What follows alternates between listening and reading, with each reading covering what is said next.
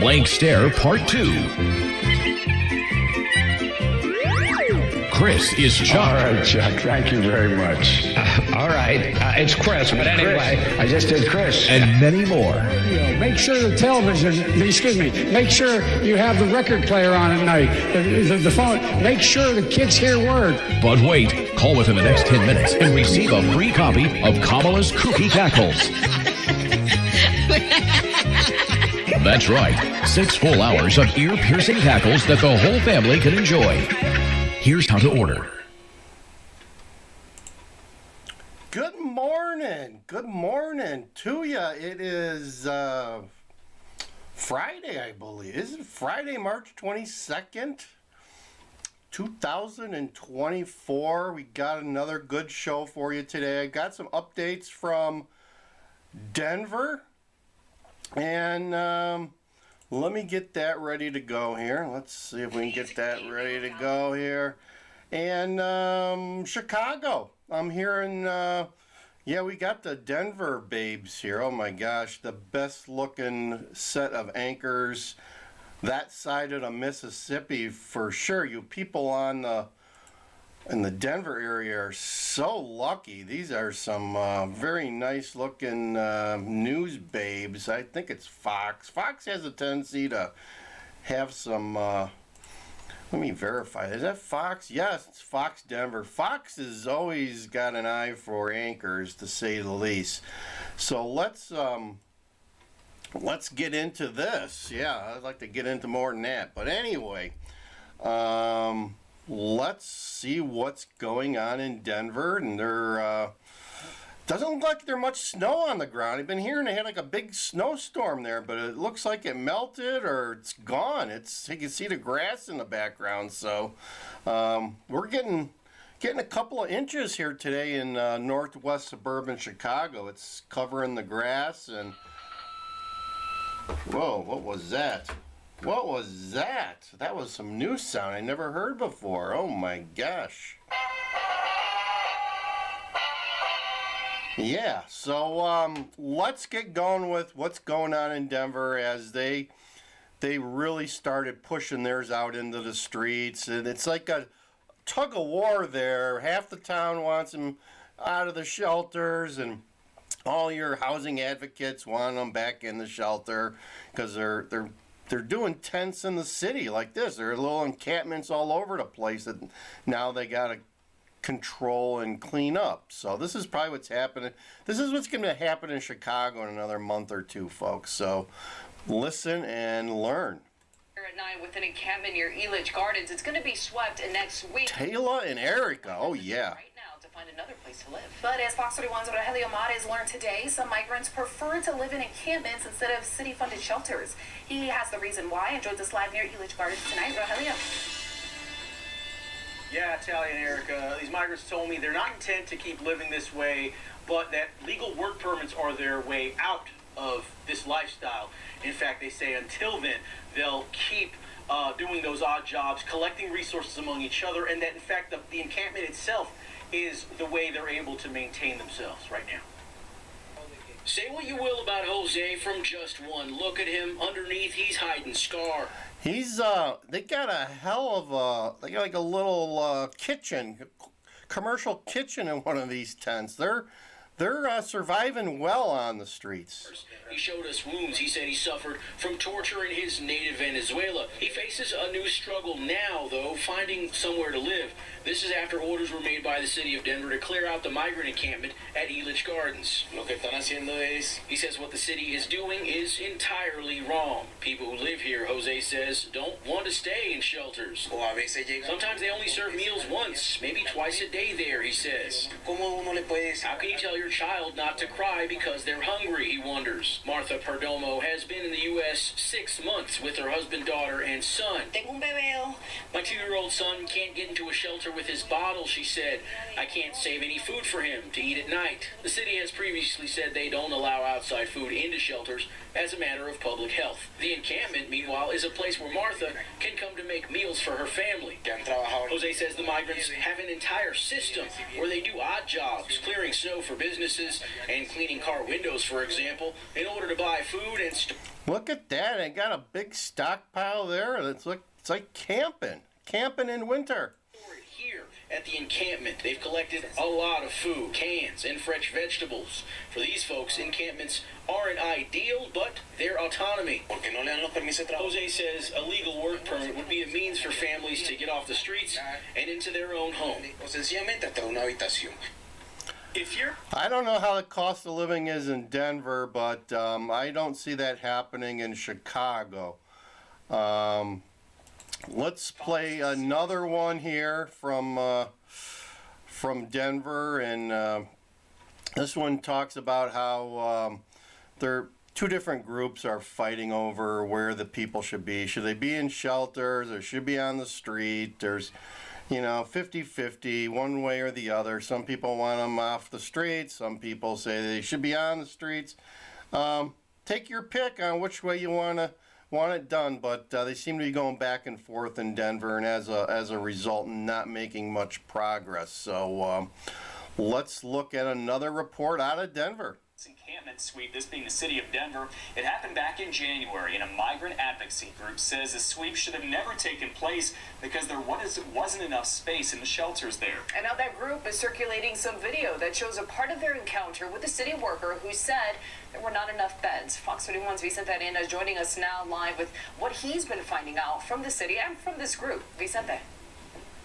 Eric, a lot of questions being asked what happened in this field behind me. This group saying that this sweep never should have taken place and the city violated policies. But the city today firing back saying that is not the case. The video provided to Fox 31 by House Keys Action Network shows a member's encounter with the director of encampment response. I picked these guys up outside of the shelters. House Keys says the sweep took place hours before its scheduled time when shelters were full. And if you look at that day, January 23rd, shelters were over capacity. But today, a city spokesperson said 107 beds were available that day. House Keys members said migrants should not have been moved from the encampment near 51st and Emerald. Yeah, look at that. No snow on the ground in Denver. I thought they got hit hard in the last week or so. It doesn't stick around long there. Where they had found a safe place to stay. House Keys alleges the director of encampment response did not give accurate information regarding shelter space, saying there was room. Keeping bed enforcement means there's an alternative place for them to go, right? Where? There's like over 80 shelter beds available right now. But today the city of Denver said the director and personnel acted according to city policy and offered migrants at the encampment services and shelter. Another housing advocate, Amy Beck, whose name was mentioned in the video, says the city's shelter bed count system is unreliable and puts people at risk. And so we need a dashboard. We need a public view of the shelter space that's available, so that we can pull that website up at any time and see where the beds are that are available so we can take someone there. Got a good idea. We just send them back to where they came. Spend all the money you would spend on the shelters, commandeer a bunch of planes and send them back home or somewhere close to home. In that video, the director said that there were more than 80 shelter beds available. The city saying that he was absolutely correct about that. And today, the advocacy groups are saying that still more transparency is needed to figure out exactly how many shelter spaces are available. Reporting live, Vicente Arenas, Fox 31. So there you go. There's our update from Denver. Let's go east of the Mississippi and check out Chicago. Got a quick update here from our favorite Casey Cronus, who says there were supposed to be 4 buses arriving in Chicago yesterday. So let's listen to this update, and here we go from Chicago. Live on the near west side, where another group of migrants from the southern border has just arrived. Take a look. Suitcases and personal belongings were set aside outside while migrants were checked in the building. In the midst of a measles outbreak, the city is now requiring all new arrivals to have the MMR vaccine. Yeah, haven't heard much more about it, but we still got another 5 to 6 days before the germination or the the point where the measles will actually show up. So there you go. A shot that is being administered here. Officials say migrants who show up at the landing zone without proof of prior vaccination and who refuse the vaccine will no longer be placed into shelter. And speaking of shelters, evictions continue to... No jabby, no shelter. That's how it should be, guys. We got to keep people healthy at least. I mean, MMR, that's like been around for 80 years. For those whose 60-day limit is up. Earlier today, a group of council members spoke out against the mayor's eviction policy and say despite attempts to get clear answers, there is still much confusion. There's only been like 5 people that have been ousted and they didn't even know where they went. They probably went back to the landing zone and went back into the shelter. Or they're working for the gangs now. Over the policy. In the past several days, we've tried to get answers on how eviction decisions are being made so we can share them with new arrivals who are scared that they will lose the roof over their heads and have to pull their children out of school. But the reality is that we have restraints. We just do. We've always had them. I've said this from the very beginning that this mission is unsustainable. Local municipalities are not designed to deal with an international global crisis, particularly as it relates to migrants and asylum seekers. City officials say a total of 4 buses are expected in the area from Texas today. About those evictions, 34 people were expected to be evicted over the weekend, but many of them were granted extensions again, and only 3 were evicted from their shelters on Sunday. Reporting live on the near west side, Casey Cronus, Fox 32, Chicago. Lovely Casey Cronus. So a couple days ago, I did one on cyber attacks and how the guys in Washington are saying for people across the nation to be aware what's going on with their water and wastewater treatment plants. And who knows? Guess what? Yesterday there was a quote unquote network outage across 39 states' DMVs. Seems to be, I read an article that said the problem was a connectivity network issue related to the cloud and Microsoft, but Microsoft wouldn't comment on it and just said it was fixed after 4 to 5 hours. So let's go into that and I never thought as a pediatrician that I learn a little bit more about all these these outages and potential cyber bullying or attacks or whatever you want to call them that seem to be happening on a much more frequent scale, folks, right? I think we're hearing more and more about this stuff, and gotta make you wonder, right? What's going on? Is there a lot of evil and bad actors out there testing our systems? I got a feeling that they are, but supposedly they came clean on this one. They said it was a network connectivity issue, if you believe that. So let's get an update on the DMV outage that impacted Chicago and 39 other states yesterday. Leads to long lines and confusion at local DMVs. And we are now learning it was caused by a network outage. The impacts reach far. Yeah, the network outage. In the suburbs with an update for us. Elizabeth? Yeah, guys, this outage lasted almost 4 hours this morning and impacted DMVs, get this, across the country, not just here in the state of Illinois. We sent a camera crew downtown to a motor vehicle agency. There was some extra activity at that agency this morning. That was located at 160 North LaSalle. Our local offices impacted from about 9 a.m. to 11:30 this morning. This outage, we're told, was due to a loss in cloud connectivity, says the American Association of Motor Vehicle Administrators. The network that was down is used to connect DMVs across the U.S. to each other and various verification services. In Lombard, things were back up and running this afternoon. Another thing to think about, the DMVs here in Chicago are now on appointment only. You can only get in if you have an appointment. Makes you wonder why they do that. Maybe they need those whole days blocked off, or they don't want you to see the busloads of illegals that they take to some of the DMVs and process, right? They don't want the Americans to see them giving out IDs, which are legal. They, if you're undocumented, you can get a license and an ID at the DMV here in Illinois. So beginning of the new year, they went to, if you need anything done at the DMV, you gotta have an appointment. So they can take care of the illegals when they want. That's just my thoughts. But maybe a tad busier. It's a little bit more packed than usual. To go to the payment line, I've never seen them going back and forth through all the turnstile area. Did you know anything about a network outage earlier today? No, I didn't hear anything about that. Do you think that has anything to do with the long lines? You know what? Probably, because I've never seen it like this.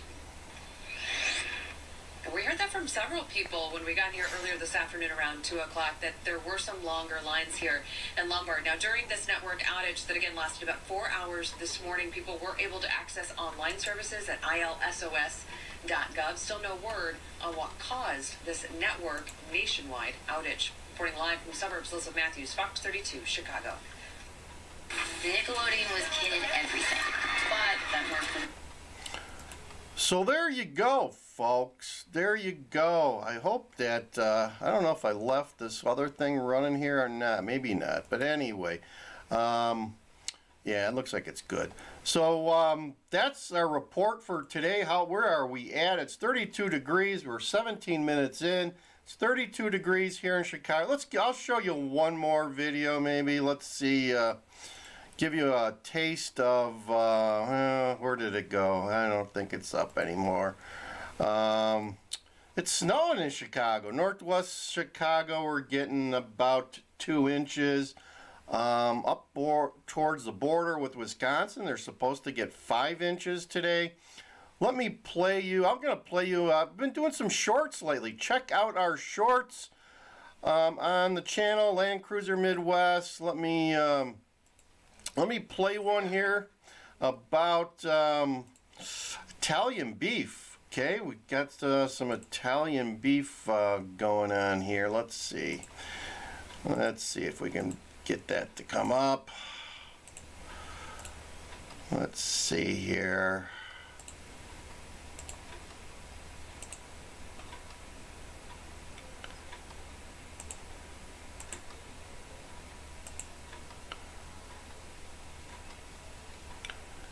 Let's see here.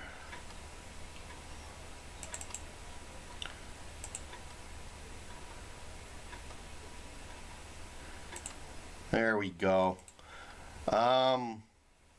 This summer we went to there's a chain of beef stands in Chicago called Pops Beef and Italian Sausage. They're all across the southern suburbs, and it was an awesome beef. One of the top beef. It's rated as one of the top beefs in Illinois, along with Portillo's. Portillo's actually has a pretty good beef, so I recommend Pops and Portillo's for sure. I need to do a video of all. We probably hit like 5 or 6 beef places in Chicago last summer, and I'm going to give you some great places to hit in Chicagoland if you want an awesome Italian beef. Most of them are pretty good in Chicago, and you can't get an Italian beef outside of Chicago much. So it's kind of like a regional thing, folks. So enjoy this quick shorts, and maybe I'll show you a couple more. Dunk or the wet, they call it wet, I guess, according to the thing here. The whole thing here was $15. Humongous fries. Comes in a plastic bag. You put it like that so you don't make a mess. Just got the straight beef, no add-ons, no cheese, no jardiniere, just standard beef wet. Look at all it's wrapped. Yeah, it's not for the faint of heart or almost need a bib. So wet. Piping hot. A hot mess. It's definitely hot and it's a mess. It's dripping there. Look at that. Look at that drip. Check it out, folks. An awesome sandwich, and the fries were better than McDonald's too. Let me show you one more short here. We just released it today. Local little Italian place. It's got some good pizza and half-price pizza on Monday. Chicken salad. One of Susie Q's favorites. Candy. Galati's. Walnuts, I think. Walnuts. Apples. Apples. Granny Smith apples. Yeah. Nice chicken breast. Finger licking good? Yeah, good. Here you are. Half-price pizza night today, guys. Look at that. Fresh out of the oven. Pepperoni and green pepper. Here at Galati's. Look at that. Add a little red pepper on there. And the green beer just goes so well. So there you go. There you go. That's our update from Denver, update from Chicago. Let's finish this out with a little bit of White House humor. And thanks for joining. Like, share, and subscribe. I am DJ Wonder Chrissy. This is Migrant Mayhem. And this is Land Cruiser Midwest. Check out our channel. We got lots of stuff on our channel. Car shows, foodie shorts, oh, you name it, we've got it. Some Susie Q Slot gives us some content. So got a little bit of everything on our channel. So check it out. And let's end it with a little White House humor. Today, they're all for Brandon. Yeah, they like what's going on. They love You guys doing any more travel videos? Or you just doing Trump right stuff now. now? Without the election, we're doing hanging out. We are traveling, Lake Eola, Florida.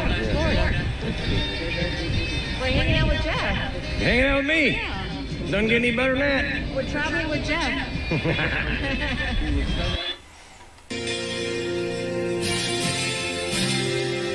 He's an old guy, has dementia, can't lead us, and the country is screwed.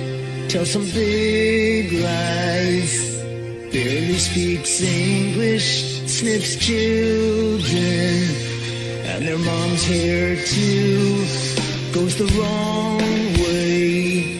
When he reads his speeches, gets lost each day in the White House yard. All the Dems say that we should re-elect him. How can he run when walking is hard? And Joe keeps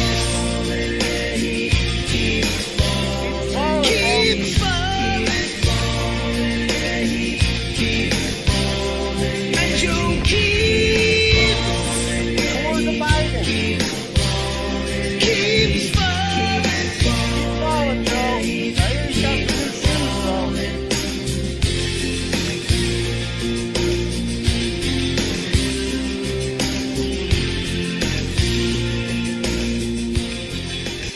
Thanks for watching, folks. DJ Wonder Chrissy over and out. Have a great weekend.